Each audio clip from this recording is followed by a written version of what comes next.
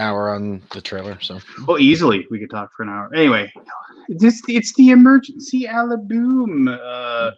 This is we're going to be talking about, of course, the teaser for Star Wars 9, Star Wars 9 dropped today. I remember I was like one of those weird things where, how many views does it have now? Like, I'm guessing 8 gajillion. oh man, I will check the main one on YouTube, but it's got to be north of like 3-4 million at this point. Let's take a look. Because I think I'm a million of those views. 7.7 million views, and it was only 9 hours old. And then there's other ones like that's just the main Star Wars one, but there are other people that have posted links to the teaser trailer that are already over 1 million views just from regular people that have shared it. So it's crazy. Yeah, and the thing is that like I understand that like there's no bad publicity there. Obviously, it's like that's really that's super. I mean, like Disney's probably like, yeah, sure, go ahead. But I mean, can't we just stop people from doing that? They're like, oh look, here's my like with my little like there's those one YouTube channels that are basically the trailers that they show their like 10-second little like we're movie phone or whatever, and then they show the trailer and you're just like it's like you're just sucking up views, just like it's so lame. I think I got in. It's one of those things where it's like when you watch it and you're one of the first people, it's like I think I got in like when it was on 250 or 350,000. So yeah, I got into it early. Actually, I saw it first. Watching really, you were the first one that saw it? No, but I saw it. I first saw the trailer when I was watching the live feed from the celebration. So I don't know that I don't know if that was on a delay, but I got to see it like live from the actual celebration, which was cool. Hello, Marty. Oh, holy cow, we have a Marty sighting. See, all it takes is a Star Wars Episode 9 trailer to drop. All you guys talk about is board games and politics. This is actually interesting. Very true. Very true. Wow. Who moved the rock, Marty? What are you drinking? Is that like a nice bourbon Coke there? How about sweet tea? Sweet tea. Oh, okay. Is it like? But is it a what is it? A John Daly sweet tea? Nope. It's just it's unsweet tea with sweet and low to try to cut out the calories. So, attaboy. So I'm assuming you saw it as well, Martin. Today? I actually watched the Star Wars celebration live as it was going on, so I saw it streamed when everybody else saw it in the crowd. Yep. Pretty crazy. Yeah. What's your first impressions? Like, are you happy or are you concerned or are you? I am cautiously optimistic. I've heard a lot of that. I'm sure we're going to get into the trailer. There's only one thing that really bothered me, and I know it's stupid because everybody else loved it, was the Matrix jump that Rey did at the very beginning.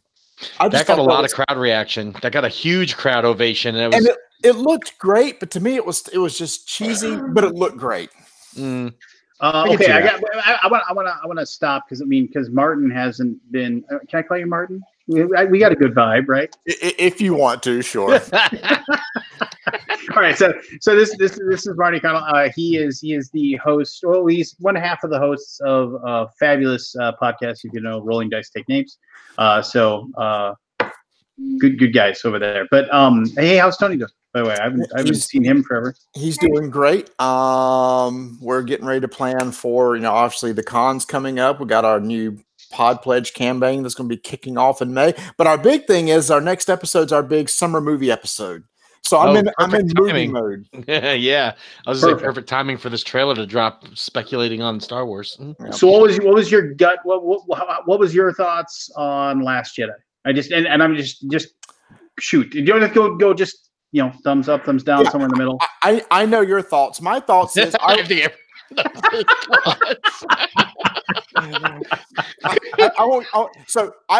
was okay with it. If you rip out the entire casino thing in the middle, flying Leia, and Luke dying at the end, I was actually okay with everything else. I was okay with the way Luke was.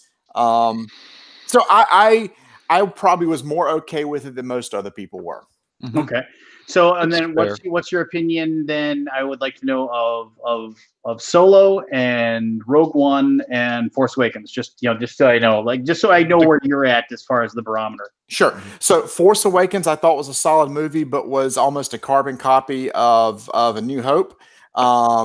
Solo, it was a fun popcorn movie. I saw it once. I don't need to see it again. I didn't think it needed to be made. Rogue One, I absolutely loved. Absolutely loved Rogue One. Okay, so on the same page with Force Awakens. We're on the same page with Rogue One, which I think is one of the best Star Wars movies ever made. I mean, I agree. it's so good. We're on the. I probably like Solo more than you did, and I think you liked Last Jedi just a skosh more than I did. Yeah. So Fair. sarcasm. Wait a minute, did we just intended. get Lance saying on camera that he liked Last Jedi? No, I was being sarcastic. Oh, okay. We know my opinion of Last Jedi. So Pete, what is your barometer? Just out of curiosity of all those? I thought of Force Awakens was a decent movie, but yeah, very similar to New Hope. I liked Rogue One. I liked Solo. Okay. I think I probably liked Solo the least out of the three of us, but I didn't even see it until it was already out in Blu-ray. Like I was already like, okay, this movie is not one I wanted, so I didn't even bother going to theaters. I thought it was going to be a train wreck. I was pleasantly surprised, but I was expecting really, really low. Last Jedi, I think I'm probably more on page with Marty than with you, Lance. I think if you were to have shortened that movie by about 25 minutes and cut out most of the scenes that you mentioned, maybe also the blue milk tits on the monster, I'd probably be in the same ballpark as you. That the movie was a decent flick if you remove a lot of that and maybe a little bit of the Poe Admiral strife on the ship, the whole treason section of that. Probably you get rid of that, the casino, the Luke dying at the end. I'd probably be right there with it being a decent flick or a good flick. Can I just one more gripe on Last Jedi? I really think at the end it should have been Akbar that sacrificed himself. Yep. At the end, because you got this iconic character. What a way for him to have gone out, and I'm surprised they didn't. Totally would have been on board on that, but they wanted to show the star power of that other actress who's a big actress. They needed something pivotal for her to make her part more meaningful, I guess. And they could have even said, he could have said, "It's a trap," and then anything would have been better than that. I mean, I like that they kind of redeemed her because everyone kind of thought she was kind of the villain, almost trying to sabotage the rebels, and turns out she's not. But that whole thing with her and Poe, I thought was just dragged on and thrown in there for drama. And I definitely agree with Marty. The Akbar would have been a much more heroic end than him just getting blown out of the cabin with everyone else on the bridge when that shot happened. So I'm totally on board with that. But again, it is what it is.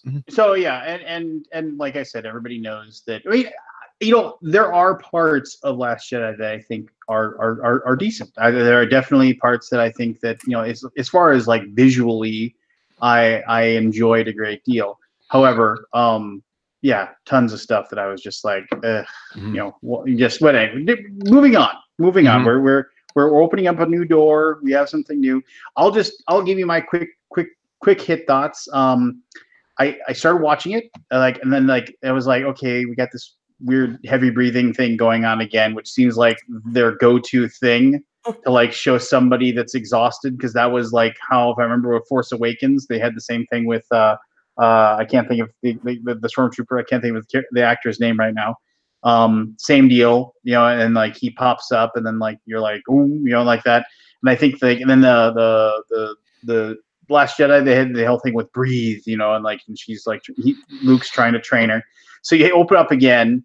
Here you have Rey, and then you hear the noise, the iconic TIE fighter noise, which I love, and you see it's coming, and then she starts running away from it, which I'm like, why? It's like the more I think about it, the more it bugs me. I mean, it's okay, neat, right? But I mean, it's like, why, if her whole goal, I mean, I guess lure the person into a false sense of security so she can do her leap and then cut it in half, and which of course you don't see. But I was also one of those things too. It's just like, and again, I recognize the fact that that's nothing that Yoda never did, right? In his battle against like Count Dooku or the Emperor. I mean, that guy was a pinball bouncing all over the place. So Fair. to see her doing this leap, Luke jumped out of the carbonite machine, and just leaped right out, so she's not playing with any force powers that are unknown. So fine, whatever, super great, fine. I'm actually glad you said that, because that makes me more okay with it, because I forgot about Yoda bouncing all over the place. And Luke shooting like a rocket out of the carbon freezing mechanism. I mean, yeah, it's not unfathomable to think that that was a power that a Jedi that has practiced even a little bit would be able to do. Yeah. Since we're talking about this one scene, though, I heard an interesting theory on the Nerdist today about that. That one theory is, I guess we assume that's Kylo Ren. Yeah, but the gloves, basically. People, I know Angry Joe was doing his review and said that the gloves were Kylo Ren's gloves on maybe not that TIE fighter, but they showed a close up of it and made it assumed it was that fighter that was being flown. One theory is that's a training scene and Kylo's training with her. And that's why she's running away as kind of a prep thing, because she's going to practice this sort of thing. That's why she's waiting on him to show up. Interesting. So that the on again, off again relationship is now back on again. Yeah. And when they said training, I went, it does kind of look like she's just kind of waiting around for him to show up, and then she starts running. Or yeah, because she doesn't really look worried, right? And it doesn't like so if it's just part of a training sequence where they're maybe kind of working together then or something. Yeah, I could buy into that. There's been a few theories going on online. Some people think it's just another one of these like forced dreams she's having, and they're just showing the dream of her like confronting Kylo and doing this thing, and it's not really real. And I guess that's possible. I mean, who knows? They may have gotten wise to putting too much in trailers. Some of this stuff may not even exist in the movie, and it could be cut scraps that they're just throwing out there to kind of draw attention. Ooh, is there a conflict between her and Rey, or with him and Rey, and then not end up being there to begin with? So I'm leery when these teaser trailers, because they want to give you tidbits, but they don't want to spoil it. And I feel like that a lot of this trailer was fan service more than it was actual stuff that we may see in the movie. Well, and then it's also a couple other things I thought about too. It's like, okay, and that actually, Marty, it makes sense, because it's like, okay, here comes this TIE fighter. First of all, why wouldn't it just dive bomb her? Why would it like, oh, let's see if I can be 6 inches off the ground? Why wouldn't it shoot its lasers? Or yeah, why would it shoot its lasers if the whole goal was to kill her? So yes, training it actually does make it sound like more likely or whatever. However, if it's Kylo Ren in the TIE fighter, and he would probably know that she's powerful enough that if he shot his turbo lasers at her, like she'd be able to, reflect them, and maybe deflect them right back at him. So, true. Something to think about. All right, so I feel like I should have the trailer on in the background so I can pause it and I can actually talk about like the next scene and stuff like that. You could, and I don't know what I see so many people showing the trailer. I guess they're not really putting copyright claims on it, but I'm not going to show it in the background. I just so I can actually like you can pause it. I can accurately so why don't you guys pull it up on your computers while you're at it too? I already got it up actually. Oh wow, look at you, Mister. I prepped for this. Yeah, hold on. Let me find. Actually, I'll just click on my. I'll wait till we get past the TIE fighter scene, since we've already discussed that. Yeah. Just a second. I know what's coming up right after that, and to me, I think it might be the most Star Wars-ish thing of the whole trailer. Really, the credits. The John Williams music when it starts is like, holy crap, that is 100% Star Wars. Doesn't that just feel good? I mean, yeah, it's like you get that chill on your spine, and like you just kind of like, oh, that feels amazing. Mm-hmm. Well, and you have the Luke talk in the background. He says, you've got generations of what we've learned ahead, and like, but he says like, but this is your fight, or this is your battle, or this is your war, or something along those lines. So at the beginning, this is your fight. I just heard it. So yeah, every generation has a legend. So I guess, and once again, it could be subterfuge, but I guess the idea is that Rey is the legend or whatever, because that's the generation. And then let me just fast forward here a little bit. Oh, it is a very well done trailer. as far as like setting up the tension. And actually, if you notice, this is something really weird, but like Ray or the stunt woman that is doing the running for her, like you can actually tell they didn't, because like you'll notice this is dumb, right? But at the very beginning, it's like that they're actually filming it like kind of continuity as well, because she's actually running like most people do when they start running, like you're trying to get up speed. So like if you actually go back and watch it, you can see she's taking the short moves when like people would have if you're running on sand, and then you can see she starts getting into her full stride, which I know is a dumb thing, but I mean for me, Kabuki like has a good theory about this too. She's saying that the TIE fighter was flying so close to the ground that it almost, in her eyes, thought that she was jumping on board and not trying to attack it, and maybe the pilot was actually an ally, and maybe instead that's why you don't see her like attack the TIE fighter, but do a backflip onto it. And they never show the finish of it. It's possible she doesn't even attack it. That's good. It could be that actually makes sense too, that she could be flipping onto the TIE fighter in order to attack something else that's coming. So it's an interesting theory. If you pause it, okay, as she's doing the jump, right? And like, so I'm just pausing it here. And it's very possible like she's doing that. But if you look at the actual, like the wings of the TIE fighter, it looks like it does look like his TIE fighter, like the TIE interceptor wings. It's a special one. It's the red markings and stuff on it. That's Kylo Ren's TIE interceptor, or whatever they call it now. It's a different class, but it's basically an old interceptor with some modifications.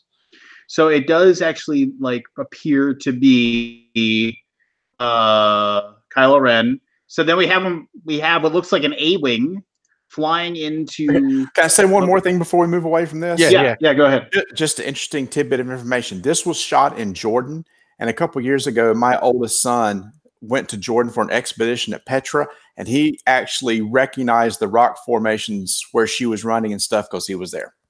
That's pretty cool. That is pretty cool, actually. Yeah, no, that's super cool. So then we have like what looks like an A-wing, which probably isn't an A-wing, but it has the same size, and it's like flying into some sort of a bluish, foresty, jungly city. Mountainy.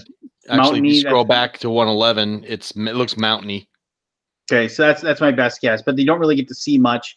And then we go right into where you see Kylo Ren, which I think is really cool. How he's actually using the handle force. That guy right in his stomach. It's actually pretty cool. That's the first time I've seen him use that lightsaber cool like that. Gives him kind of like if you're a wrestling fan, kind of like a rock bottom to whatever like that guy in weird armor is. And this is the thing that's been floating around a lot today. People are trying to theorize if those are the Knights of Ren and he's attacking them, like he's gone against them, or if these people are just rebels dressed up, because they are wearing a weird armor that some people said reminded them of the images of the Knights of Ren from the flashback scenes in the previous movies. True, but in the background you see stormtroopers that are obviously fighting with him because they're going the same direction. No, agreed.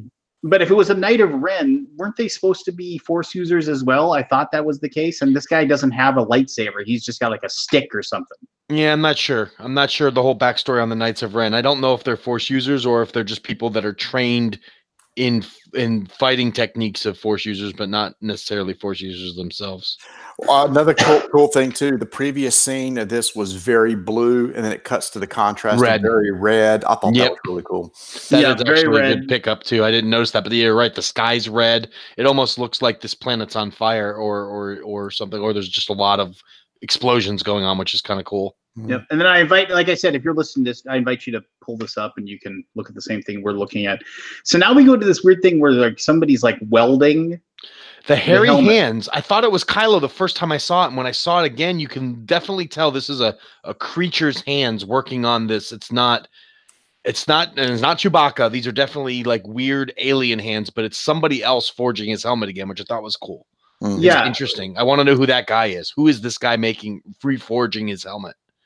Well, and this is the helmet that he cracked and destroyed because he got just to start over. And here's a quick little analogy. This is kind of, to me, what it felt like is J.J. Abrams kind of going back and fixing some of the problems in the previous movie. It's kind of symbolic, like he's like he had probably always envisioned Kylo as like the Darth Vader of this trilogy, and wants the helmet back, so he's reforging the helmet. To me, it kind of felt like it's one of the steps of him trying to fix some of the issues with the previous movie and make him more like the villain we deserved.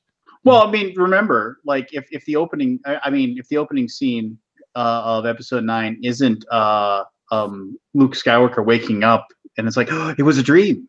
And like, and then I'd be fine. And you just make a 4-hour-long movie and just we know that's not going to happen. That's too much to go back to, but but I agree. There's a lot of fixing, and I think some of these little tidbits are his way of saying, okay, well, I mean, we're going to fix it. Let me put a pin in that for a second. Let me just put a pin in that for just a moment here. So, I'm not trying to argue that The Last Jedi didn't have problems. Definitely not. But I mean, isn't it a little bit weird though when like they say, hey, look, the movie made $1 gajillion in the theaters. It was the #1 Blu-ray sold of all time. It made billions of dollars or whatever. Mm-hmm. Isn't it weird that then you're saying I need to fix that? I mean, I'm just saying. I mean, and it's those aren't JJ's words; those are my words. I think that this movie is going to be fan service to fix some of the complaints about Last Jedi. In Disney's eyes, just off pure dollar signs, they probably don't care that the diehard fans don't like it because the new fans do, and that's what sold the box office tickets, and that's what sold the Blu-rays. This isn't our Star Wars; this is their Star Wars, and we may not like it. But this film may be an homage back to us. And I think it's going to have a little of both. I think there's going to be some stuff we're not going to like, but there's going to be enough stuff in it that reminds us of what Star Wars used to be, that they're going to bring both groups together and kind of get them back on page with going into the new stuff that they're going to do in the next, 6 to 8 years. Yeah, and Last Jedi did fantastic at the box office. It did. But the problem was it didn't do as projected. See, that's people always forget that. People always say Solo made $150-something million, or however much it made. And it's like, that's not the problem. The problem was there was a projection and it was way below that. The same thing with Last Jedi. It made buku money, but not as much money as they were expecting it to. No, that's true. It did well, but didn't do as well as they were hoping based off of what The Force Awakens did. Right. Mm-hmm. Oh, fair enough. I mean, I guess, you got a good point there, Marty. I never even thought about that. Well, that's why I only come on here like every 6 months to a year, is because I save all my good points. He injects just enough of intelligence in class to make this like a show, and then he goes away and we ruin it again. All right. Fair enough. All right. So moving on from the welding the helmet scene, so now we have what appears to be like the only time we're going to see them in the entire trailer. We see our pilot without an X-wing, and then we see our former stormtrooper standing on a rock. Almost looks like an album cover, doesn't it? In a weird way, like whatever you do, don't look at the camera. Yeah. But notice one thing: he's not wearing the jacket. Remember, it's like, oh, the jacket looks better on you, that kind of thing. That's true. I didn't notice that. They're not both wearing almost looks like Indiana Jones kind of clothing. And like, they're on whatever. I mean, they're obviously on the Salt Planet anymore. Is that Rey's staff in his Finn's hand as well? It looks like be. Rey's staff, doesn't it? I mean, I can't tell you. I'm trying to remember what her stuff looked like, but that looks reminiscent to Rey's old staff when she was on Jakku. And even though he's out of focus, that is I can't think of his name right now, but Poe. Poe Dameron, John Vega, or Javiega. Yeah. So that's definitely him, and then that's John Boyega there in the middle, obviously. Looks like he's got a different hairstyle now. Not that matters one way or the other, but just the slightly different hairstyle. Well, today in the celebration thing, they said this movie takes place a lot further. Yeah, it's like a year. It's not like the jump between Return and Last Jedi, but it's like a year or two has passed since the events of the end of Last Jedi.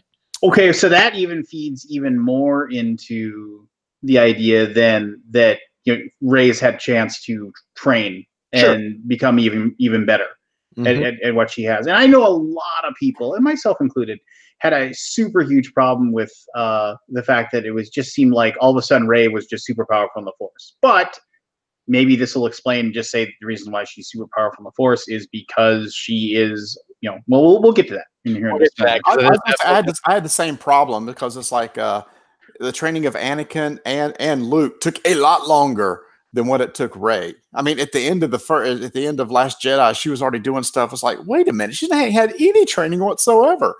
Yeah, yeah, and she's moving, like Almost more holding up. reminiscent to Darth Vader's being able to hone his powers early on and be able to do things like race a pod that was impossible for humans. It almost makes you feel like maybe she's a virgin in the Force like he was versus being a person trained in the Force like Luke. So, Her and that could be midichlorian possible. We count's don't got to know just yet. be off Mhm. the charts. The Yep. midichlorians, yeah. I would almost be curious to know what the official rating for her midichlorian count is now that Oh. that's still a thing. I Do you mean, I know think? it's a thing I don't like, but I want to know now. Like, Do you? just tell me. Just tell Well, me, yeah. is it higher than Vader's or not? Oh, do you think it's possible that they have a midichlorian.com like ancestry.com in the Star Wars universe? Where, No, where but you spit on the stick and you send it in, and then they let you know in 6 to 8 weeks they get back that would to be you? awesome, but I'd probably not. But anyway, I digress. We can talk more about Ray at the end because I'm sure we have some stuff to talk about with her at the end. All right, so okay, so now we have BB-8 and some weird His new droid green. sidekick. Is that what that is? Yeah, they said in the Star Wars Celebration that this is a new droid. They brought it out on stage. They didn't say a whole lot about it, although this is just a new droid in the universe. But I did notice throughout this entire trailer, you see 3PO, you see BB-8. I didn't see R2 once, and that was a little concerning to me because I worry that something may happen to R2, but let's hope not. Well, I mean, and that's fine. I mean, it's just like, but it's like he better be in the movie. And I don't know why I called him a he, because I mean, R2's It should be in the movie, absolutely. Yes. But I find it hard to believe if he never. Oh man, I just thought. I mean, having R2 deal with the fact that he no longer has Luke. I mean, that those two are like inseparable. But anyway, maybe he went back into a deep sleep again. I tell you, the new droid Do, it didn't really. BB-8. First time I saw it, said that's awesome, but this thing just looks like a wheel with a cone on top of it. I know. I was just gonna say it looks like a cone sitting on top. It looks like a kid moped made a droid out of made a droid out of an erector set. Yeah. It's like Fisher Price is my first droid. Just like I don't know what it is. Is it a passing of the torch? Like maybe there was R2 and C3PO through the original 9 movies, and now going forward, maybe it's going to be BB-8 and this little droid as the comic duo. I hope not, because I still feel like droids are timeless, so you could keep 3PO and R2 going forward into other adventures, but or not use any droids at all and not use the same formula. But and here's the deal: you can't really have the Laurel and Hardy comic duo of those two because, maybe the little tiny. What do you say his name is? Do? That's his name. I think so. Marty, you said you. Yeah, I didn't hear it. Okay, so but one of them's got to talk. You can't have them both. Dio doesn't, because he was on stage today and he just he bleeps and bloops like bloops like R2. Mm-hmm. Yep. Yeah, I mean that's why because you have to. It's like watching a movie when one person's on the phone and the other person. You have to have that one person talking so you have the other side of the conversation. Yep, kind of like Han and Chewie, same thing. Yep. So the next scene, this is where not only did I sat up in my chair when I saw this, I actually I had tears come to my eye and I totally popped. I watched this and man, the old pirate, and it was just like I was like, thank God. I smiled a lot because Billy D had done so many interviews during the time of The Force Awakens saying he would have loved to have returned to the franchise and reprise his role. And then when Last Jedi happened and he still wasn't invited back, a lot of his interviews, he felt slighted, like he didn't feel like his character was important enough. And when I saw this scene, I didn't cry at this scene. I actually teared up at a scene later in the trailer, but this scene made me smile ear to ear, and I was like, I have so many friends that are going to be jumping out of their seat when they see Billy D back in. Oh, and the laugh. I mean, just like when you first meet him, he's like, "You old pirate," And I was just like, "Oh." His interview at Celebration, I'm sure Marty saw it, is fabulous too. Like he's giddier than a pig in shit to be back in this movie. Yeah, so I'm just gonna watch the scene again because I was like, going to hyperspace, and here's Lando and Chewie. Yeah, it's pretty awesome. And plus it's the Falcon, so it's just like it's kind of like we lost Han, but we got back Lando. So you're kind of like, okay. I mean, it's not the same, but at least it gives you back a little bit of the old again. I remember getting into a dumb online argument where somebody was trying to tell me that the Firefly ship was a better ship than Millennium Falcon, and I was just like, oh god. just Not in my world. I was like, yeah, that's I fine. love Firefly, but you got to remember that ship's it's just a freighter. It's not even a fighter. It's not even a fighter. And the Falcon is just such an iconic. It's a cargo freighter. It's got weapons. It's a jack of all trade ship, but its shape and it's just how different it is from when you think of a starfighter, you don't think of a round disc looking ship like that. It broke the mold of what people thought a warship, like a spaceship, would be like. It was just excellent. Since we're talking Millennium Falcon, there's two things two things.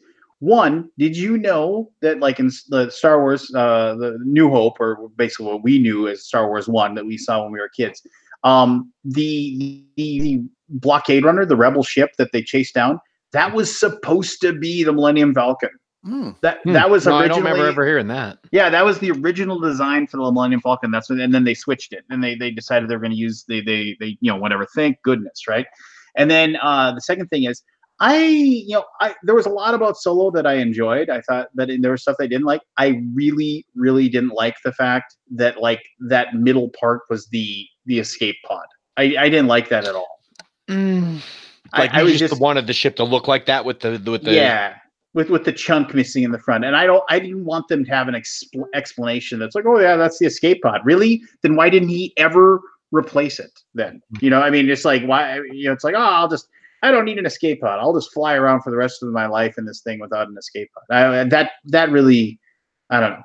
That's weird. I didn't really pay much attention to it as far as why they never replaced it, but it does make sense. Like, why wouldn't you have made the ship whole again? Why would you not want an escape pod on a ship that big? And yeah, but regardless, whatever. So then we get the saga comes to an end, and we and now we have like what looks to me like the skiff, like either a skiff battle, like but it's rocks and stuff on the end, but it looks like a bunch of like super fast Jabba the Hutt landing skiffs or whatever are racing across. What pause it at 129 going into 130, and you see a jetpack trooper flying through the top of the smoke. Yeah, you do. Yeah, the first time in Star Wars movies that you actually see the jet troopers from Battlefront, which is from the video game. Look at the top after the skiff comes through. At the top of the smoke, you see a jetpack trooper that's in pursuit of that skiff. And I thought that was awesome that they included that. But you had to pause it in a second. You miss it. If you play it at normal time, you barely see it. But if you pause it at 129, you can clearly see the jet trooper flying through smoke, which is really cool. For me, that is really cool. Or it'd be even cooler if it was a Mandalorian. It would be even spoiling a lot of Mandalorian stuff tomorrow. I was just gonna say it'd be even cooler if it was Boba Fett. Well, you can't really tell what it is. It looks more like just a jet trooper, but it does have a different armor style than a normal stormtrooper. So I'm curious to see that up close. I'm gonna say it's Boba Fett until it's proven wrong. It would be pretty awesome to bring him back too, but that may be pushing it a little bit. You can only bring so much stuff back before it gets just too much fan service. Can you imagine how if they just like they hit it forever, and like you're watching it and all of a sudden you see Boba Fett, and he's just like can you imagine like the crowd? Like I mean, all the 40-year-old men would explode. It would, but if they were planning on bringing Boba Fett back, wouldn't that have been a better way for Han to go fighting his arch nemesis versus the way they did it? I mean, it just seems like bringing Boba Fett back now without his nemesis to kind of counterbalance it would be pointless. It would be pure fan service, and I think a lot of people would end up just not. I don't think it would go over as well as you think because of the fact that Han's not there to fight him.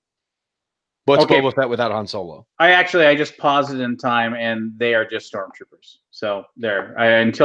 So for all of a minute, I was believing it was Boba Fett, but now when you pause it, it's just it's some kind of stormtrooper armor. It's definitely not Mandalorian armor, but it is still cool that they have a jet trooper. I thought that was neat. Two of them. Yeah, there it does. Now that I notice it at 130, it looks like a different trooper. Yeah. All right. So then, if you pause it, you see C-3PO is holding on to the thing, and then you have Poe and Finn. Yeah. Again, we actually that looks like a barge from. It does. It looks like a skiff. Yeah. And the rocky stuff in the background looks like the opening scene. I mean, this does look like the same world that Rey's on. So do you think that desert planet is Tatooine, or do you think it's Jakku or something new? Because they debated this in some of the videos I watched earlier today. They couldn't. I mean, they'd only show one sun in some of these videos, so people were thinking maybe it's not Tatooine because there'd be 3 suns. But I'm going to say it's Jakku. I mean, just because they need to go back there. I'm sure there's like whatever, like what was, what's the background story of Rey? I'm sure there's something they have to go back there for, right? Maybe. And then if you pause, there's a weird green light in the back that looks very lightsabery, but it isn't lightsabery. I mean, I don't know. It's just it's just a green light. I don't. Who knows what it is? I'm just gonna. You can play around with it. That I'm at 130 right now. Yeah, I see it. Yeah, but whatever. It's probably it's either a lightsaber or the famous J.J. Abrams lens flare. Fair. Fair enough. All right, so moving on. So the battle's raging, and like you said, you haven't seen R2. You see a ship burning, crashing. Looks very much like an A-wing, but it's probably a different ship. What's more important, I think, to that scene is that it looks like it's flying past a Super Star Destroyer or a Star Destroyer. Yep. It looks like the bridge of a Superstar or a Star Destroyer that it's flying past, but not the New Order type, like the old school Star Destroyer. So interesting to see if that is what it is, or if it's just the imaging of it at the high speed. But yeah. Okay, so now we have hands that I'm guessing are Leia's hands. Yeah, they look too old to be Rey's. Yeah, holding. Everybody else remember what it was? Yeah, it's the medallion from Star Wars, right? The medallions they put over their arms. Oh, thank you. Okay. It's probably Han's medallion if Leia's looking at it, because Han and Luke were the only 2 that got it, because I don't think Chewie got a medallion. Yeah, they stiffed Chewie. I know that sucks. Chewie deserves a medallion. She should give that medallion to Chewbacca. Yeah, so here you have a medallion. You can see it's got the necklace. You can see the cloth straps are there. It could be Luke's or it could be Han's, honestly, because they're both gone, and maybe she's like having a moment with both of them, like remembering them both or what have you. Which was like when I realized what that was, I got a feeling of like that. Like I was just. This is where my misty-eyed came in, right around here. This and the next scene is where I got a little teary. So here's the deal. So this was like a moment. So now you see Carrie Fisher as Princess Leia. Do you think that's CGI? No, it's not. I think it's B-roll. It's leftover. It's what Abrams said at the Star Wars Celebration. He said that they had enough extra footage from Force Awakens that they were able to piece it together to incorporate Leia in the movie without having to do CGI. They said CGI was never an option. They weren't going to do it in her memory. It was going to be live footage or nothing at all. So they decided to go with the live footage, and I don't know how they're going to do it, but they're working her into this story with what live footage they can piece together to make it seem like it's supposed to be there. And I still don't know how they're going to address her death if it's not addressed at all, and you expect her to be in there somewhere, or if they actually say off screen she dies. That they haven't said yet, but everything of her is actual footage. Yeah, I don't know how they're going to do it. I could see it's going to be just one of those things where like her ship explodes or the planet she's on gets obliterated. Like they pull an Alderaan. It's something where you can tell the fact that like she's. Like they have that scene at the end of Force Awakens where they hugged. So you can kind of tell maybe this got pulled from it. I'll say this, like literally for a second, I forgot that Carrie Fisher was dead. Like I was like, oh, and then I remembered, I was like, oh, I was like, oh, there's Princess Leia. Awesome. And I was like, oh no, wait, and I was just, that sucks. Yeah. Just kind of like, but what do? You can't do much about that. So, but yeah, and then you have, so here's the thing. So she's, this is I thought about this, Ross, and then you see Rey and you see the tear comes out of her eye, right?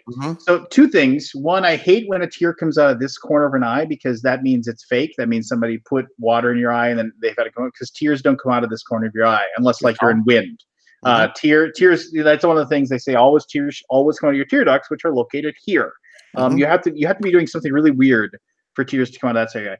Second, my gut says Leia has died already, and this is Carrie Fisher coming to, or Princess Leia coming to tell her in a force way, like about what's going on, to the fact that she's no longer there or something like that, and that's why she's crying. I didn't Because expect that spin on it. I mean, because why is she crying? I mean, why is she upset? Maybe it's just the fact that, like, she's lost Well, this if connection. this was footage originally taken of when she came back from Force Awakens and Han was dead, she Yeah. may have been holding her sad originally that Han passed away. So if they're using this old footage to try to recreate something, they could possibly spin it as she knows that she's no longer here and she's going back to a memory of the last time she was with her, but projecting the tear because it's a Force dream or whatever, and she can change it or alter it the way she's able to do it. It'll be interesting to see how they spin it. I don't know how they're going to use this B-roll to change Carrie Fisher's part in the movie. It's going to be interesting. Kabuki Kid even just said, why couldn't there be a moment where Princess Leia uses her ability to project herself, like Luke did, to tell her that basically, like, her ship's under attack, or the planet she's on is under attack, and so, like, and as Leia dies, this is her. She's like, I don't have, it's like, you can't save me. You have to do this to save, save my son, save Ben. Maybe, like, that's the thing. And so then that's a good point. It could be a Force ghost. And then hugs her her Force, just because of the fact that she's saying goodbye. And but how would she know how to use it? I mean, she's powerful in the Force. They've kind of already established that based on what she did in The Last Jedi, whether you want that version of Leia or not. But that was something that Luke really was one of the few people that knew how to do it. So, like, he never trained her to do it. How would she have figured out how to do that? Well, I don't think Luke ever trained her to Mary Poppins through space either. So we'll just let that one lie. And I think if that's what happens, I think that's a great idea. I think if that turns out to be the case, I think that's a pretty good take on it, actually. It's better than what could have happened. So I would take that over any of the other possibilities that angered me. So yeah. And I'll say this. I had more than a few people say they should have just had, like, Carrie Fisher, they should have had Princess Leia be on one of the transports that got blown up or something, in the last movie, and just had her killed off there. But I think when you realize that if J.J. Abrams does a really good job, I mean, that would have been like, if that had happened in The Last Jedi, it would have been one of those things where that really sucks that Carrie Fisher passed away, that we had to actually do that. We had to actually kill her off in this totally in this trivial way. And if they actually then have enough footage and they're able to write in a very good way for her to have a meaningful moment, I think it makes me wonder, like, this was the original plan going into the trilogy, that each movie would focus on one of the main three's death. Force Awakens was Han's death. Last Jedi was Luke's death. And then Princess Leia's death was supposed to always be in this third movie. And that was kind of like that movie would highlight one of the three original actors, and then they're passing on the torch to the new generation. It almost makes me feel like that's why they had to bring her back. That's why she didn't die at the end of Last Jedi, because you would have lost both Luke and Leia in the same movie, which would have left no original actors for the third. But they didn't foresee, obviously, Carrie Fisher's death, which kind of threw a monkey wrench in their plans. Because had they found out about her death with enough time for editing, maybe Luke would have survived and they would have let Carrie die in that explosion.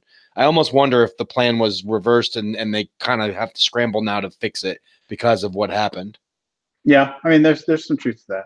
And once again, this is just rampant speculation. You know what? I'm just going to say this right now. I think we should do this every single time we have a crazy teaser come out for a total nerd movie, no matter what. Marvel movies, yeah, we're going to get at least one more trailer for Infinity War. I'm down with that. Yeah, but anyway, because this is I like this conversation. Anyway, so then we cut to, which I would just call our Fellowship of the Ring shot. Yep. It's the Avengers circle shot. It's like it's pretty iconic. You have Rey in the front. I would like to point out. I'd like to hear your thoughts about. I'm going to say one thing. I dig the fact that John Boyega is rocking the Han Solo vest, and basically look at his outfit. He's got the gunslinger belt. The blue pants. He's got the blue pants. He's totally rocking the Han Solo look, and I saw that immediately, and I was like, yes, I didn't that's notice awesome. that in my first view. I really didn't pay attention to his garb, and I didn't even notice he wasn't wearing the jacket, which was a good pickup earlier. But yeah, Poe and Finn look completely different than they've looked in the previous movies. Whereas even though Rey's outfit's different, it's still kind of very homage to her earlier outfits. She almost has like the Luke look with the white and the brown belt. It's almost like they're recreating the original trilogy look in these characters. Rey would be Luke, John Boyega would be Solo, and I guess I don't know what Poe I guess would be Leia. I don't know. It looks like it, but I remember during the celebration today that John was saying he was so excited to finally get his own outfit, and when he saw the blue pants, he got excited. Really? Yeah. So I guess they ditched the whole jacket thing, which whatever, that's fine. I mean, it wasn't like it's been around forever. It's been around for a movie and a half, so losing it's not a huge like deal. It was a good pickup. I didn't notice that in my first few watchings. I mean, and I not to be a guy who's picking on things here, but okay, so now we do see 3PO, we see Chewbacca, and we see the two droids. Okay, I didn't even notice the small droid. Like, yeah, he's in the middle there. I didn't notice him either. Yeah, you see the two droids. First of all, Chewbacca has to be like a mile away because he's like shorter than everybody. Yeah, he's way in the back. Which again, can we just do more with Chewbacca? I mean, I honestly, obviously the Solo movie, he was a big part of that, but it's just kind of like, it just seems like he's the forgotten guy all the time. But does it? C-3PO looks weirdly too tall in this scene. Like it's just like the perspective is weird. But regardless, it's a good. And once again, the fact that no R2, R2D2, no R2.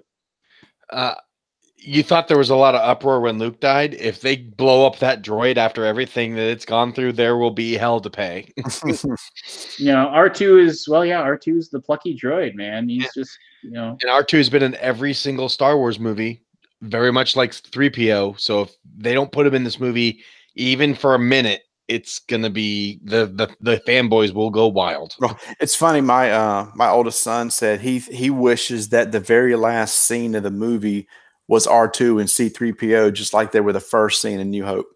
That would be a cool ending, actually. Oh, that would be good. That would be a nice way to bookend this entire saga. Yeah, I mean, just good beginning and ending. I want to. Okay, so the next scene, you see the ruined chunk of the Death Star. Yes. Which I was like, okay, that's which Death Star though? Which planet are they on? This definitely isn't Endor. So it's not the Death Star from Return. Is it Yavin?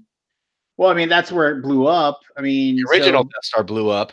Or is this part of it? Can't be part of Starkiller. That's definitely Death Star Circle, right? Not Starkiller base. I think so. It looks like Death Star. It looks like the outer ring of the Death Star laser section. So that means that maybe they're back on Yavin. Yeah, and I want to know what is in Rey's hand. What is that thing that she's got? It looks like a backpack. Yeah, I mean, it's like, what is it? Some weird umbrella-like thing? I mean, I just, it's one of those things where you'll just have to find out. But I mean, it's tough to tell exactly, what she's holding on to there. It'd be cool to explore Yavin more. I mean, maybe that planet's got multiple terrains, and that's where most of this movie's taking place. It'd be a good fitting since Yavin was one of the first main planets really talked about other than Tatooine in the original movie. And it would make sense too if they were like, oh well, it's like, let's go back to one of the original rebel bases. Maybe there's something there in Yavin because obviously they're on the run. So, but obviously like rough seas and they're gonna have to obviously go back to now. Let's just think, why would they need to go back to the first Death Star? What would possibly be at the first Death Star they need to go back for? Well, they originally, in the lore, originally said that kyber crystals were what you needed to build the lightsaber, and that the Death Star laser was powered by kyber crystals. Maybe this is her rebuilding that lightsaber that we saw in the first scene, but they're out of order, and she's going here to get those crystals. That may be part of the wreckage of the original Death Star. That was my theory. It's probably not right, but that's what the first thing I thought of when I saw that Death Star. Like, why are they going back to the Death Star? And since it's the actual section where the actual Death Star laser was, it made me think that maybe she was going back to find some of the remains of that to reconstruct her lightsaber. Maybe. Yeah, I mean that makes sense. And then this is where you hear Luke say, "No one's ever really gone." Yep. Oh, maybe they're going back because she got some kind of force thing about the Emperor, which we obviously will talk about in a few minutes. But that it could be the Endor. Maybe this is Endor and just a different side of the planet. Well, remember, it's the moon of Endor. It was the moon of Endor that they were on, not actually Endor. So it could be just Endor. Maybe they're going back looking for the throne room. The forest moon of Endor. Okay, so then we go a little bit forward, and then the part where everyone in Celebration lost their shit. So I saw a buddy of mine posted a thing, and I totally stole it from. It was like he said, it was like Snoke. I will show you the true power of the Force. Palpatine, hold my beer. I was like, that's awesome. So J.J. Abrams did confirm that Ian McDiarmid was on set for Episode 9, and he said, I can't believe it never got leaked. Like he was just he said he waited every single day for someone to leak that Ian McDiarmid was on set for Episode 9, but it never leaked. Nobody said a word. Nobody said anything. But he confirmed that he was there. Ian McDiarmid's already listed in the cast on IMDb. Yeah. Did that get leaked today, or was that on there previous to today? It was today. Okay, yeah. I was gonna say it has to be because that would have been there's no way that could have been kept a secret if it was on there prior. So 74 years young. He's and then for that matter, Billy D. Williams, 78 years young. Both in this movie. But they're both perfect ages to play their older selves. It's kind of like perfect timing now to bring them back into it. So like and nobody's ever really gone, and then you hear the iconic laughter. Laugh. So here's where we spend the majority of the conversation, because I feel like this in the title are what's going to draw the most. Okay, so then we let it go a little bit further, and then we have I popped for that, and then when I saw the Rise of Skywalker, I was like, okay, you had me. You have me now. I was gonna go see it anyway, but now maybe I've forgiven you. We'll see what happens with the movie. Marty, go ahead and start us off, because with Palpatine. I'm curious to see now, especially since you've been doing a lot of movie stuff recently. What is your theory on the Emperor and the title, and how it relates to this movie, and how maybe this is JJ's way of saying this? We're gonna fix Last Jedi. So, I'll just do the Emperor first, and then the title. So Emperor. So, gosh, it was funny. Again, me and my family talked about this day. My son made a good point. He said, movie trope: if you never see the body, never assume they're dead. And so you saw the body go down the reactor tube or whatever, but you never saw him hit anything. So is he still alive? Darth Maul fell down a tube too and cut in half, and he survived. So that's true. So did he survive, or is that a projection? We're going to find out that Sith can also project. Like he foresaw what was going to happen and force projected himself to die. Well, no. He's not project. I'm sorry. The spirit, the ghost, how the Jedi can. Oh yeah, the blue ghost. Yeah. So you think maybe Palpatine's back as a ghost and not really actually back? Because in Clone Wars, the Sith came back as a red ghost. Didn't also in one of the video games, wasn't there a side story where Palpatine made clones of himself and he could project himself into those clones? There was rumors of clones. Yeah. So it's either clone, it's either the ghost, or it's the actual him. I mean, it's one of those three, I would think. Mm-hmm. I don't know which one. I don't even know which one it would be. And I assume, well, is this the retcon? It makes you want to go back and ask JJ, was Snoke supposed to be the main bad guy all along? Then Ryan came in and killed him, and you went, holy crap, what am I going to do now? All right, Ian McDiarmid, you want to come do a little part for us? Yeah, and make the fans super happy and back on board again. So there's my thoughts on the Emperor. All right, Lance, go ahead with the Emperor. We'll do this piece by piece because I'm sure there's going to be a lot about the title as well. Just the okay, so we go back to, and you know what, I said this many times. I personally feel Last Jedi is a worse movie than any of the prequels. So because the prequels at least felt like Star Wars movies, where Last Jedi for me just didn't really feel like a Star Wars movie. It just felt like they just like ripped the roots out and made a movie that was in the universe but didn't have the feel of a Star Wars movie.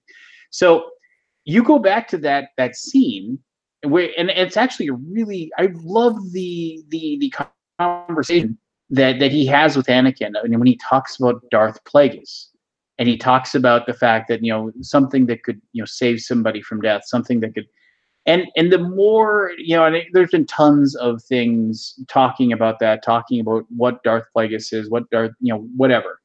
So I mean, my gut says that Palpatine,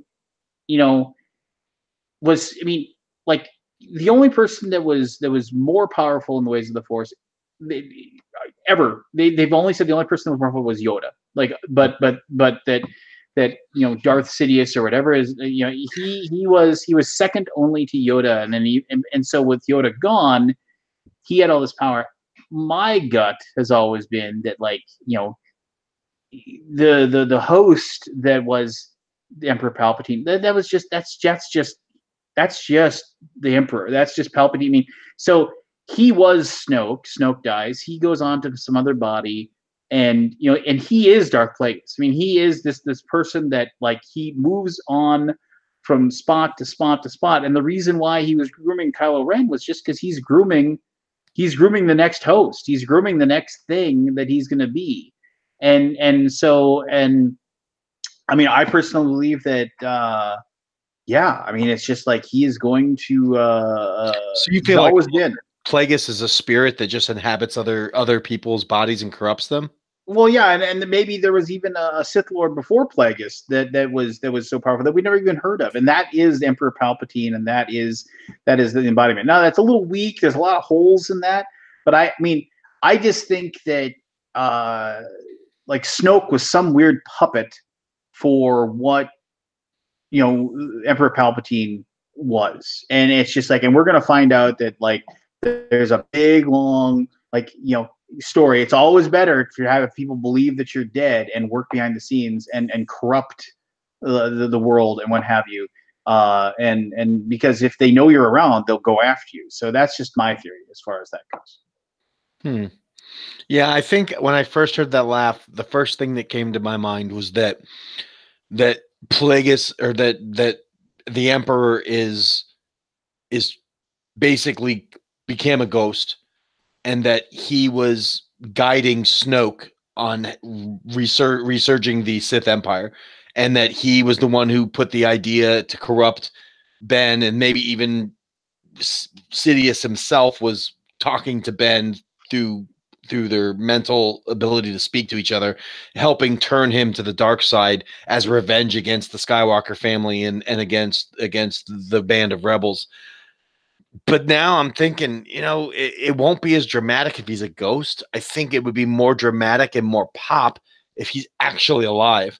So now I've been more thinking towards the end of the day, as I was watching other fan theories and hearing people debate, that maybe he survived that tunnel and escaped the Death Star, just because there was plenty of time after his throwing over to before the Death Star blew up, that had he not died from that and survived, that he could have gotten to an escape ship and left, and have just been hiding in the shadows all these years trying to rebuild the Empire and in its new vision.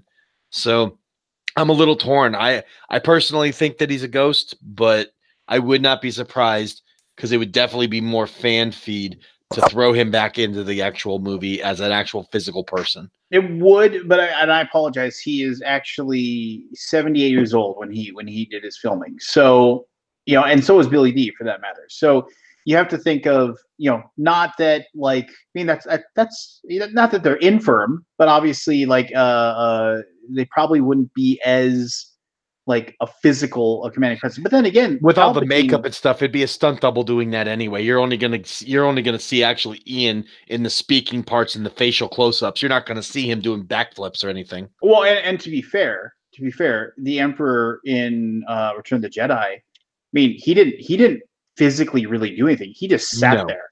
He was And more the sorcerer than he was the warrior, like he was when he fought Mace Windu and stuff and Yoda.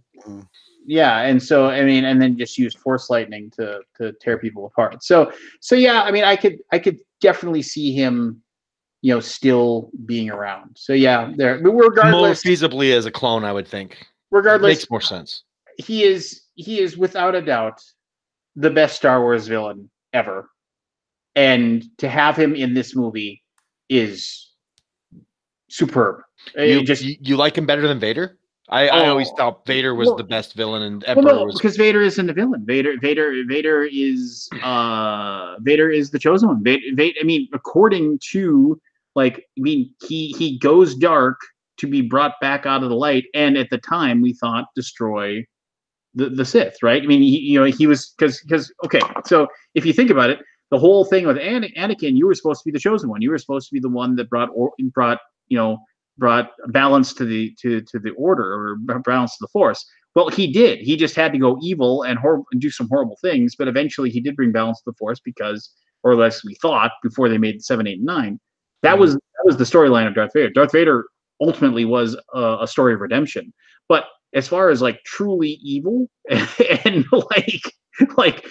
really, I mean, it's the Emperor. I mean, he was truly evil, wanted just all the power. And, I can see that point, but a good point in the chat. You can argue that Darth Vader is a much better character in the movies, but I don't think he's a better villain.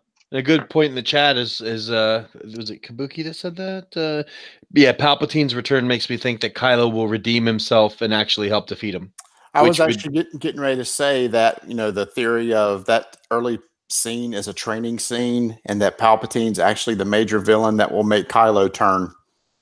It's possible, because they always say the Force is balanced, and if you have Palpatine back, then they would need help from Kylo probably to defeat. Because I mean, as much as they want to say Rey is accelerated her training and done all as well, Palpatine wouldn't be a match for Palpatine at all. Palpatine would, if he's physically in form and with his Force lightning and whatnot, it would be hard pressed to say that she could beat him.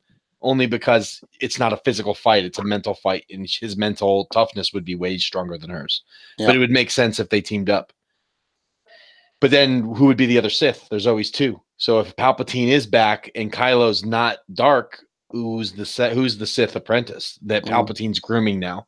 If it's not Kylo. So that's an interesting thing. If they're going to stick with this, there's always two. If Kylo turns, there would have to be somebody else in the wings ready to come. Are they going to bring Maul back too to make everyone really go lose their crap? Yeah. Well, how about what about the fact that maybe Kylo is the number 2, but he's been Palpatine is so behind the scenes, so being the corrupting influence that he has no idea. I mean, Kylo thinks that he's making the choices that he's supposed to be making. He thinks he's trying to be independent, but actuality, it's all part of. Could they do that again though? Because Palpatine was already fooled by his apprentice and supposedly killed by Vader when he turned. Would Palpatine really fall for another apprentice being under his wing and then turning on him at the last minute to kill him? That almost seems too repetitive to Jedi. JJ likes to copy movies, remember? Yeah, but what if that would be? If Force Awakens was bad, that would be just too much. Well, you just gave him an out. What if he was he said, having Darth Vader turn on me was all part of my plan. It was all, part of he foresaw the whole thing. Oh yeah, he foresaw it the whole way. He's like, I have foreseen, what will happen. He, who knows? I mean, he was, that powerful. So which I always thought was weird that he didn't see that coming, because he was able to foresee the Rebel fleet and all of the stuff. If he was able to foresee that, wouldn't he have also foreseen the Death Star being destroyed and all that stuff? So if he did, maybe he realized he was going to lose this battle, so he played along and played dead and wasn't really electrocuting himself, but made it appear to be, and survived, which means that he could very well be actually here hiding in the background, being the seed behind this entire. I mean, I mean, it could very well be. That makes more sense than some of the other theories. And it would almost make you look at Return of the Jedi in a completely different light watching that end scene again, realizing that Palpatine, if it comes to light that Palpatine knew all of that and was playing along in order to get his escape plan, that's taking some events from 40 years ago and really making it work to your advantage. Yeah. I mean, so then we finally have like the thing that I pop for, because they buried the Skywalker name. oh, with Kabuki, you Last Jedi. hush your mouth. She's doing Misa Sith chat. Well, she Jar said Jar's the Sith somebody Lord. should remake the trailer, and then instead of the laugh, we should hear that. That would be awesome. Oh my That would God. be awesome. I bet you it's going to happen. Somebody's I gonna would do it. bet you $100 that by the end of this weekend, someone's got a Jar Jar redone trailer for this. Yeah. So okay, so now we, like, you see Rise of Skywalker. The Rise of Skywalker. Okay, so it's not the Rise of the Skywalker. It's left ambiguous on purpose, which, perfect. I mean, I like that. So the obvious thing is, who's Skywalker? Now, obviously, Ben, is a Skywalker because his mom was a Skywalker, Mhm. or Kylo Ren, whatever you want to call him. Mhm. So that's the obvious one, right? You can say that, but I mean, do we dare think that Rey, maybe like was it some weird thing where Luke was her dad? Is there so some many fan theories prior to The Last Jedi on whose Rey's parents was, that she was the offspring of Kenobi. She was the secret daughter of Leia that they hid to protect her because of whatever, that she was Luke's daughter. I mean, there's so many different fan theories. Any of them are possible now because of the new twist on things that JJ's going to bring back. And originally he had a thought in mind that got switched when Johnson took over the project anyway. So I would not be surprised to see it be Rey. I would not surprised to see it be Kylo. I would not surprised to see it be Luke coming back as a Force ghost and helping educate these young people on how to defeat the Sith. And that's the Rise of Skywalker they're talking about. It could be, for me, it's one of those three. And there may be another thing that we're not even thinking of. One other one is they introduce a brand new character that's a Skywalker that kind of carries on. That's got to be, it's gonna be so tough because you got one movie. You got one movie. Yeah, you're not building much backstory at all, especially since this is the end and there's not going to be another trilogy or movie for him to grow into. I think of all those, though, the most disappointed I would be is if Rey is a Skywalker, because I was really okay within Last Jedi, her being told you're nobody, you're nothing special, you're not lineage. I was like, I'm okay with this because it goes to show you don't have to be a Skywalker to be able to be a Jedi and stuff. And I was like, that's kind of cool. That message was carried on a lot in that movie too. They really wanted to make sure that at the end of the movie, anyone could be the hero. And that's kind of was the message behind all of that, I think. So retconning that would be my least favorite of those. My favorite would be Kylo showing redemption and him becoming, Wouldn't it be a twist if Kylo redeemed himself and Rey turned? In the first movie, I wanted that from day one. I wanted her to be bad and him to be I good. know it won't happen because Disney is definitely not going to turn their best female strong lead into the villain. Because I don't know. A heel turn would be great. It would be, because no one would expect that. Nope. No one would think Rey's going to be the villain and that she could get turned. And they're probably expecting it to be a Rey Kylo battle.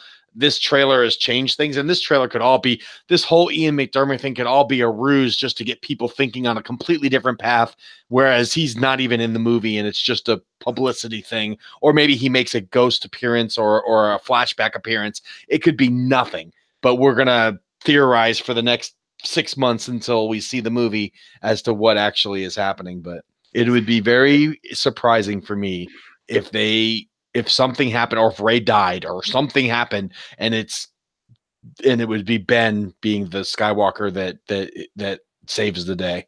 Mm-hmm. So the lineage thing is like, I don't know if you guys, I mean, I know Peter, you saw it, but I don't know, Marty, did you ever see the, like, how it should have ended, the little cartoon that guy does? Mm-hmm. Oh, and he did it for Last Jedi, and then they're getting ready, and he's like, now I will. And Snoke's like, now I will take you over, and it's like, not if I have anything to say about it. It's like the ghost of Ben Kenobi comes in. It's just like, it's like, you're not touching my daughter. Really, you're my dad. And he's like, yeah. So then Anakin shows up. He's like, I'm. It's like he's like, yeah. He goes, Ben. He's like, Grandpa. Yeah. So I mean, yeah. It's like I said.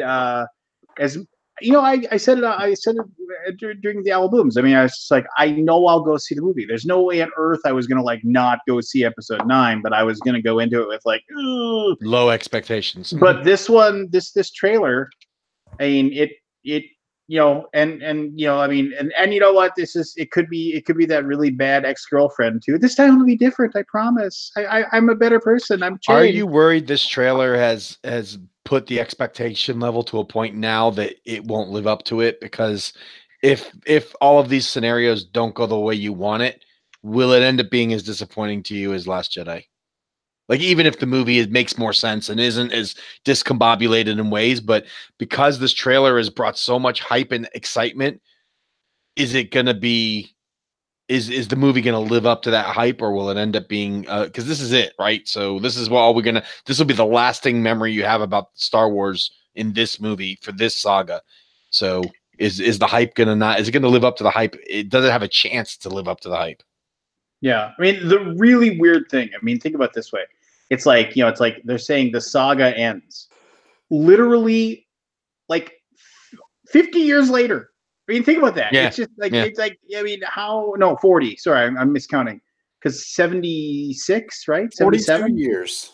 Yeah. 42 years. I mean, we are seeing something that is so like iconic or whatever, you know, like as far as like, I mean, I don't think there's ever been a movie event like this. And right? it's not really over. This storyline is over, but there's still going to be many more movies and offshoots. And even going back now, they've got the whole Disney Kids thing where it's retelling the entire Star Wars saga animated style with the same voices from the movies. And they're doing all kinds of stuff. Star Wars isn't dead by a long shot, but this storyline will be dead. Yeah. And go ahead. I was going to say, I think that's the thing. I will be an emotional basket case because I saw the first movie in the theater 42 years ago.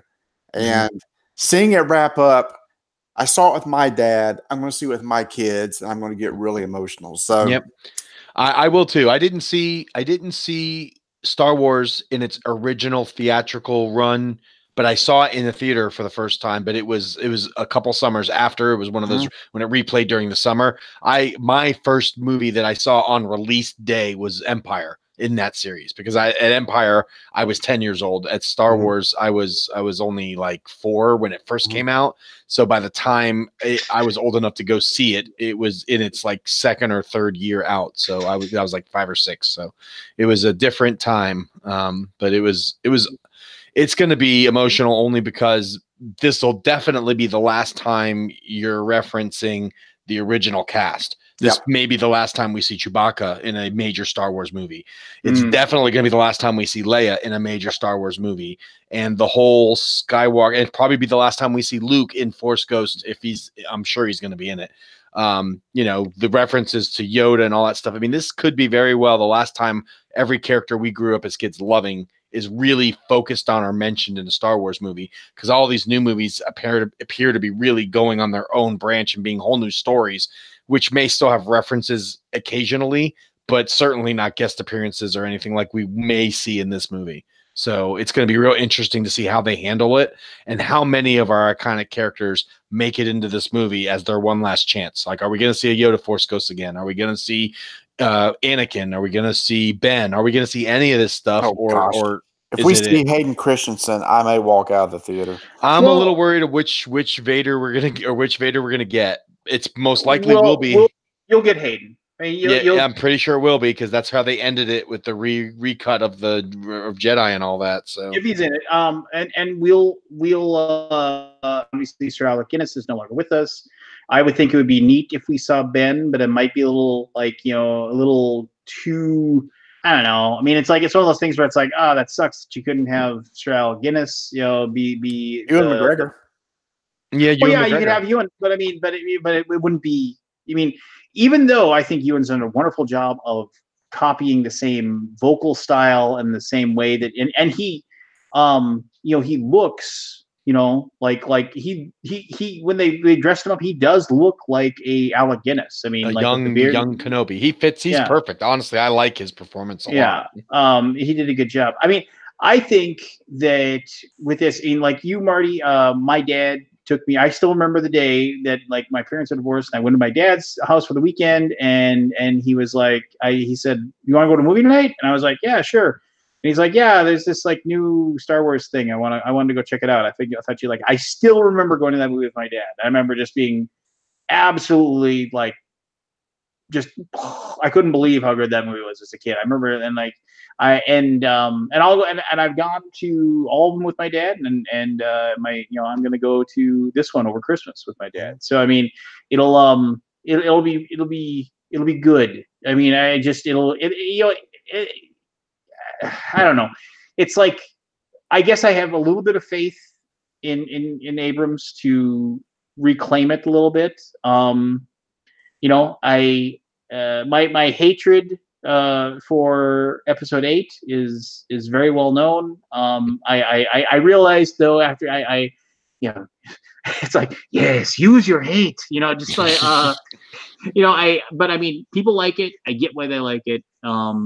Hopefully, like you said, didn't you said Abrams said we're making this one for the fans? Well, good, because we deserve one. And I think that you'll be able to like do some good things with it, and I think you'll be able to see. I think ultimately it was one of those things where I think that Abrams, obviously, judging from the stuff that he's done, he grew up on Star Wars and he loves Star Wars. And you just had a situation with Rian Johnson where he wasn't. I still don't understand why he couldn't have done the entire trilogy. I know there was a bunch of issues with scheduling and stuff, and that they wanted different directors, but to me, it just never made sense that he did the first one and then they took him off the second one, especially since the first one was so well received. Well, you would think that they'd want to make it consistent throughout the trilogy. I lay a lot of that at Kathleen Kennedy's feet. I do too. I think she really screwed the pooch with some of this stuff, because from what I understand, she even changed Lucas's original vision of what the final 3 trilogy was going to be after he had given it to them. And then they went and changed and went a different direction. So I lay a lot of the blame at her feet.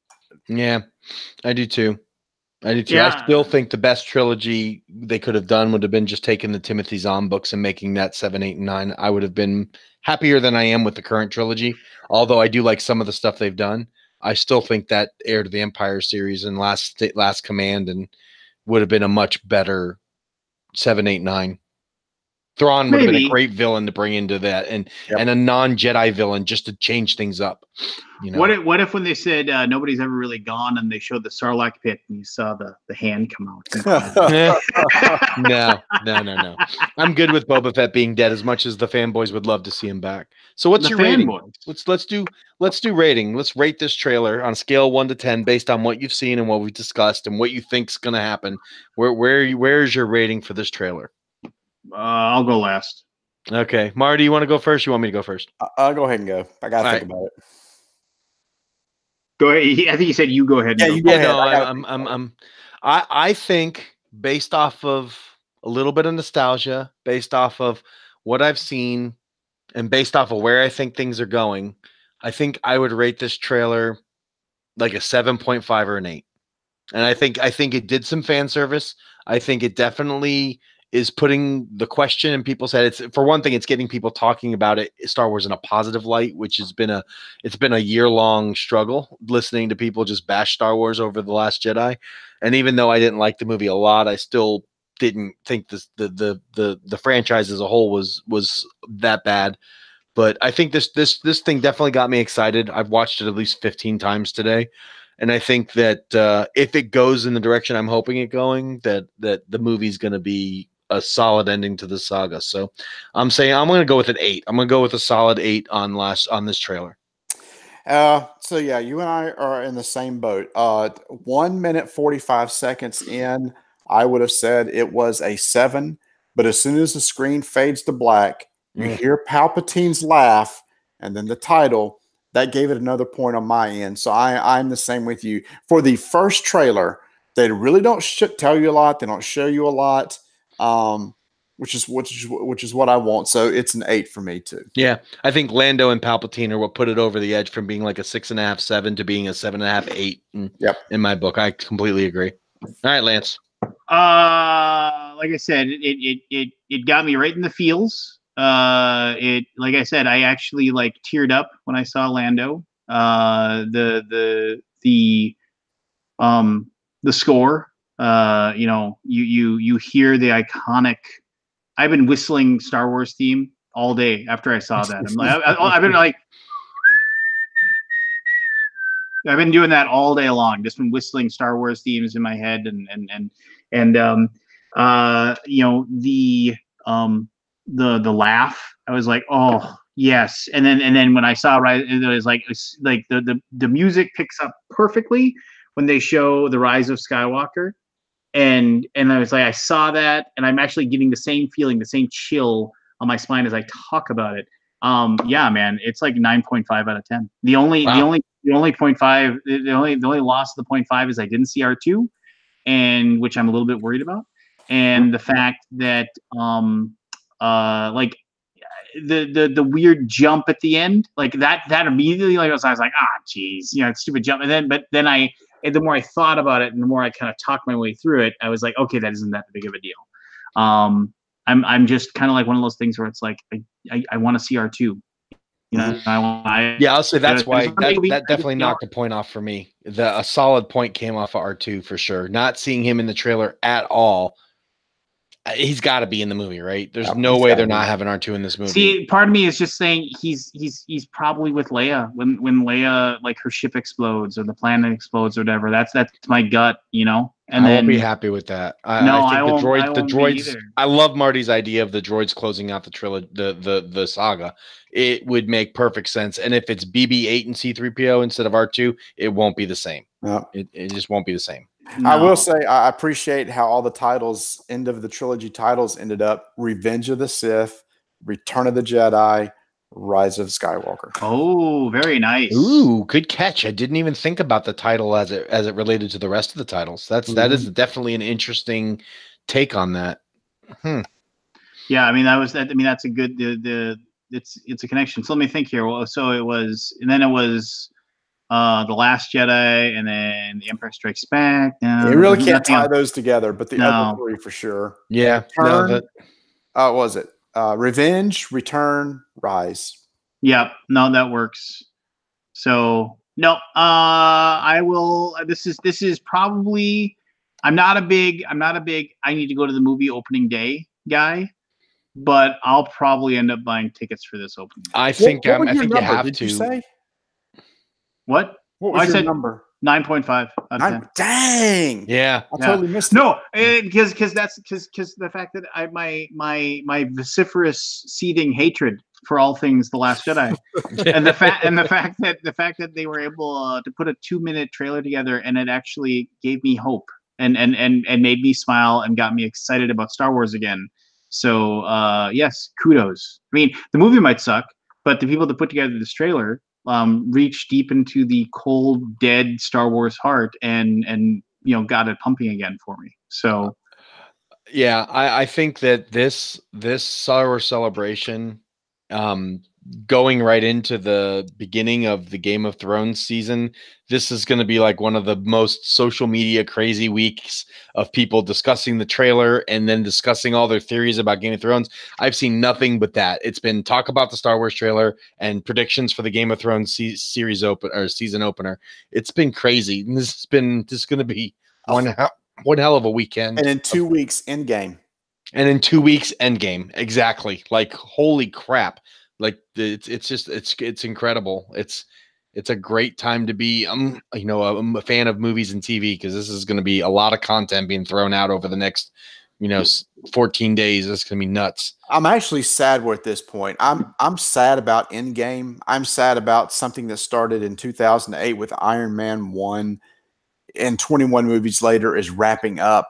I know this is going to keep on going, but this is the end of an era. Somebody's dying. And And those actors that we've seen for the past 11 years, some of them moving on. Same thing with Star Wars. I'm wanting to see it, but I'm dreading it coming and then going because I know it's the end of an era.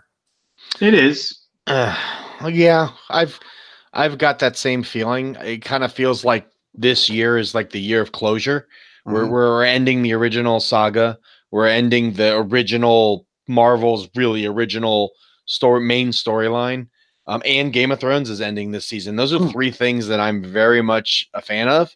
So I guess what's really going to be the telltale sign for me is for Star Wars at least is what are they going to do next? What are they going to replace this original saga with? And how far out are they going to go? Is it still going to feel like Star Wars, or is it just going to feel like a campy sci-fi movie with the Star Wars logo on it? Yeah, I mean, Marvel, I'm not worried about. There's plenty of other heroes. There's plenty of other storylines. Yeah, we're going to lose some of the original cast. It's going to be sad to see Captain America and Iron Man played by different people, but pretty much everyone else, for the most part, all the other main people are still locked up into movie deals. So you're still going to have, Black Widow, Thor, Black Panther. You're going to have a lot of good stars. And honestly, everyone's expecting Bucky to pick up the mantle for Captain America. So really, you're just looking at Iron Man, which War Machine could take over that mantle. So I feel like you're going to get the same kind of feel, although you can't really replace those two actors. They're now iconic. And those two things actually happened in the comics, right? I mean, Yes. Dusty Rhodes took over as Iron Man for a long period of time. Yep. So it'd be totally thematic. The comic guys wouldn't be too upset. The people who'll be upset are the people who don't watch the comics and just watch the movies that are huge fans of Robert Downey Jr. and Chris Evans. But the true fans will get over that. Thrones is definitely a little bit more of a kicker because there's no real other stories or anything planned. This is it. When this is done, it's done, and that may be the last movie/TV show we ever see on that IP. So more of a finality with Game of Thrones. I think the one thing that kind of stinks about the Marvel Endgame and the thing is that, which cool, is the fact that they've actually already shown, like at like Comic-Con, they showed a trailer or they showed scenes from the next Spider-Man movie. And so you're just kind of like, oh, well, obviously he's not still dead. Well, it's just kind of like last year at Comic-Con, they showed the roadmap for Marvel for the next 5 years. They already announced Doctor Strange 2 and Spider-Man and Black Panther 2. And I mean, everyone knew well before Endgame, even before Infinity War came out, that there were going to be more movies in the line. So, I mean, if they were going for a whole secret dramatic thing, they blew that a long time ago. I think they know that everyone expects these heroes to come back, and it wasn't going to be a surprise. The only people that did know are the casual movie fans that don't watch YouTube videos on Comic-Con and knew what's coming out. Those people may be like, oh my God, they killed Spider-Man. Well, everyone else knows that's not the case, but yeah, I don't know. Well, all right. Well, yeah, that was cool. We ended up talking for a lot longer than I thought we would for 2 minutes of trailer. We got about 2 hours. It was basically we're about an hour a minute, but we dissected it pretty well. There was a lot of points I missed that I'm gonna have to go back and rewatch it again. Some of the stuff that you guys caught that I didn't even think of. So it'll be really cool to watch it again now after having all this conversation and kind of looking at it from a different point of view. Oh, by far, this was the best trailer overview of anybody on YouTube. I mean, nobody's sure, of course. That. Oh yeah, all those guys that get 8 million views on theirs, they got nothing on that. Yeah, I got nope. We will have the best 300 view or less video on the internet. Well, Marty, it was super cool that you chimed in, man. Thank you so much. I had a blast. I do want to jump in with you guys on Wednesday, but when I see your run time of like 4 hours and you don't get on till 10 my time, it's like I never stay on for the whole thing, Marty. I hop on at 10, and when the clock hits midnight, whatever we're in the middle of, I wrap up and get off. I'm in the same boat, dude.